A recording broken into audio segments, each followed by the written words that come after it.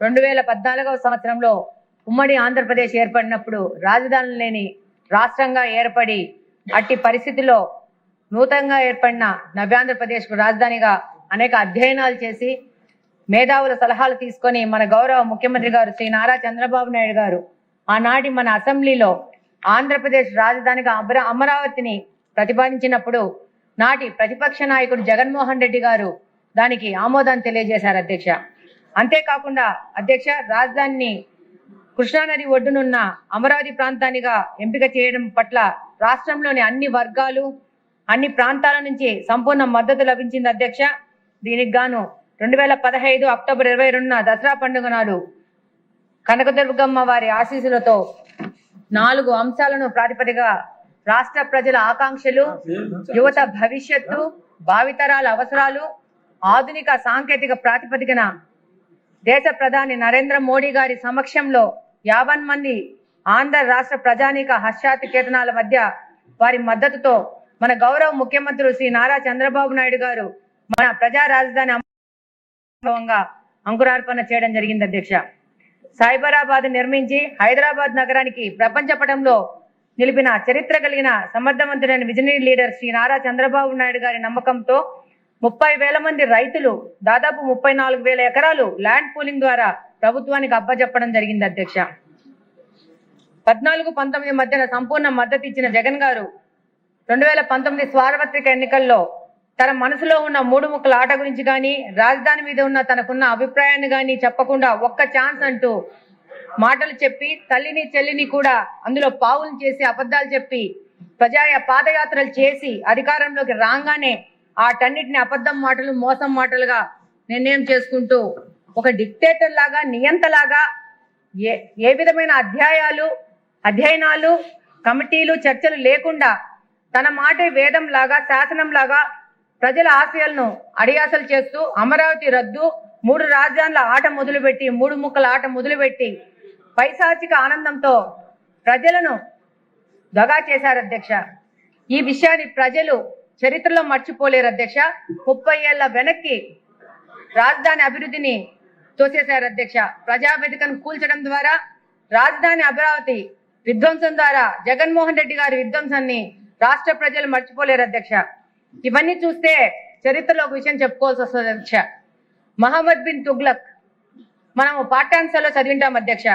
దక్షిణ భారతదేశం మీద పట్టు సాధించడానికి రాజధాని ఢిల్లీ నుంచి దౌలతాబాద్ కి మార్చి దీని ద్వారా ఇబ్బందులు పెట్టి ఎంతో మంది ప్రాణాలు కూడా వదలడం జరిగింది అధ్యక్ష. ఆ రోజు అంత ఫలితం చేసి రాజధాని మార్చినా కూడా దక్షిణ భారతదేశంతో పట్టు నిలవలేదు, ఉత్తర భారతదేశంతో పట్టు కోల్పోయారు అధ్యక్ష.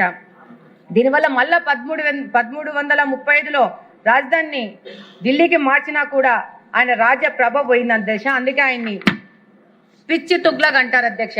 కానీ ఇప్పుడు రాజరికాలు లేవు అధ్యక్ష. ప్రజాస్వామ్యం, ప్రభుత్వాలు ప్రజల ఆకాంక్షల్ని, యువత యొక్క భవిష్యత్తుని, వారికి ఆదాయ మార్గాలు వెతుకుతూ వాళ్ళకు ఉపాధి అవకాశాలు వెతుకుతూ పనిచేయాల్సిన అవసరం ఉంటుంది అధ్యక్ష. బటన్లు నొక్కితే సరిపోదు అధ్యక్ష. అభివృద్ధి, పరిశ్రమలు రావడము, వసతుల ఏర్పాటు ఇలాంటివన్నీ చేయాల్సిన అవసరం ఉంటుంది అధ్యక్ష. కానీ వైకాపా పార్టీ ఈ విధ్వంసంలో భాగమైంది అధ్యక్ష. భవిష్యత్తులో ఈ 5 సంవత్సరాలని ఎలా విధ్వంసం చేసి ఒక రాష్ట్రాన్ని నష్టపరుస్తారో పాఠ్యాంశంగా చేస్తారేమో అని అనుకుంటున్నాం అధ్యక్ష. 5 సంవత్సరాల అవకాశం ఇస్తే రాజధాని నాశనము చేశారు. రాయలసీమ ఉత్తరాంధ్రకు ఏమి చేయలేక రెండింటికి రెడ్డ చేవడిగా 151 స్థానాలు ఎంతో ఆశతో పెట్టుకొనిస్తే అందులో 5 తీసేసి 11 స్థానాలకు పరిమితమయ్యారు అధ్యక్ష. ఇది గతం అధ్యక్ష. ప్రజలు శాంతిపరులు, అవకాశం ఇస్తారు. సద్వినియోగం చేసుకుంటే మళ్ళా అవకాశం ఇస్తారు. దుర్వినియోగం చేసుకుంటే 11 నెంబర్ను ఒక ఎగ్జాంపుల్ లాగా ఇస్తారని 2024 ఎలక్షన్లో ప్రజలు తెలియజేశారు అధ్యక్ష. 3 ముక్కలాట ఘనకార్యం ఏంటంటే ప్రజల సొమ్ముతో 500 కోట్లు ఉపయోగించి ఋషికొండకు గుండు గీసి ఒక ప్యాలెస్ కట్టుకుని తన కుటుంబ సభ్యులకి 3 భవనాలు కట్టుకున్న చరిత్ర అధ్యక్ష జగన్మోహన్ రెడ్డి గారిది. అలాగనే అధ్యక్ష, ఎలక్షన్ ముందు ఏ మాత్రము రాజధాని మీద ఆయనకున్న అభిప్రాయాన్ని కానీ 3 ముక్కల ఆటల మీద ఆయనకున్న ఆలోచన కానీ ప్రజలు పసిగట్టింటే ఆయనకు అవకాశం ఇచ్చే అవకాశం లేదు అధ్యక్ష. ఎక్స్ సీఎం అని చెప్పే అవకాశం కూడా లేదు అధ్యక్ష. అలాగనే రాష్ట్రానికి ఈ అవస్థ కూడా ఉండేది కాదు అధ్యక్ష. ఈరోజు 164 సీట్లు కూటమికి వస్తే ఆ రోజు అమరావతి రైతులు 1631 రోజులు దీక్ష చేశారు అధ్యక్ష. ఈ యొక్క నెంబర్లన్నీ యాడ్ చేస్తే 11 వస్తుంది అధ్యక్ష. ఇది ఫ్యాన్సీ నెంబర్ కాదు, ఫ్యాన్ నెంబర్ అధ్యక్ష. ఇందాకనే అచ్చెన్న భావోద్వేగంతో ఆ రోజు జరిగిన పరిస్థితులను తెలియజేశారు అధ్యక్ష.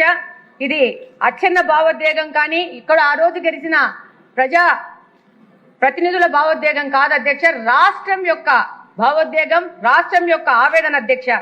ఏ విధంగా ఈ రాష్ట్రాన్ని నాశనం చేయాలో కళ్ళకు కట్టినట్టు తెలియజేశారు అధ్యక్ష. భవిష్యత్తులో ఇలాంటి వికృత రాక్షస క్రీడ జరగకుండా చట్టబద్ధత కల్పించాల్సిన అవసరం రాజధానికి ఎంతగానో ఉంది అధ్యక్ష. రాజధాని అభివృద్ధి, జాతీయ అంతర్జాతీయ సంస్థలు రాజధానికి రావాలంటే ఈ చట్టబద్ధత చేసి వారికి భరోసా కల్పించాల్సిన అవసరం ఉంది అధ్యక్ష. ఢిల్లీ స్థాయిలో అమరావతి గుర్తింపు చూపి దేశ చిత్రపటంలో అమరావతిని అధికారంగా చూపించాలంటే ఈ చట్టబద్ధత అవసరం అధ్యక్ష. ఈరోజు ఈ గౌరవప్రదమైన సభలో ఆంధ్రప్రదేశ్ సంబంధించిన 5 కోట్ల ప్రజల ఆత్మగౌరవ ప్రతీక అమరావతి గురించి మాట్లాడడం అదృష్టంగా భావిస్తున్నాను అధ్యక్ష. అమరావతి కేవలం ఒక నగరం కాదు అధ్యక్ష, అది జాతి కళ, రాబోయే తరాల భవిష్యత్ అధ్యక్ష.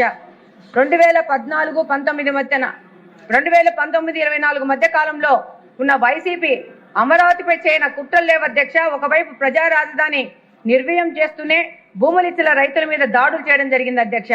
3 రాజధానుల పేరుతో రాష్ట్రంలో ఏ ప్రాంతాన్ని అభివృద్ధి చేయకుండా 5 ఏళ్లు కాలయాపన చేయడమే కాకుండా అధికారం కోల్పోయినాక 24 తర్వాత పగబట్టిన పాము వలె పదే పదే విషం చిమ్ముతున్నారు అధ్యక్ష. గత పార్లమెంటు శీతాకాల సమావేశాల్లో బిల్లు పాస్ చేసే సమయంలో జగన్మోహన్ రెడ్డి గారు నేషనల్ మీడియా ముందుకు వచ్చి అమరావతి నది గర్భంలో నిర్మిస్తున్నారని, కనీసం నాగరికతపై అవగాహన లేని మాటలు మాట్లాడారు అధ్యక్ష. రాజధాని నిర్మాణానికి అంత భూమి అవసరం లేదంటూ నిర్మాణాల గురించి చులకన చేసి మాట్లాడారు అధ్యక్ష.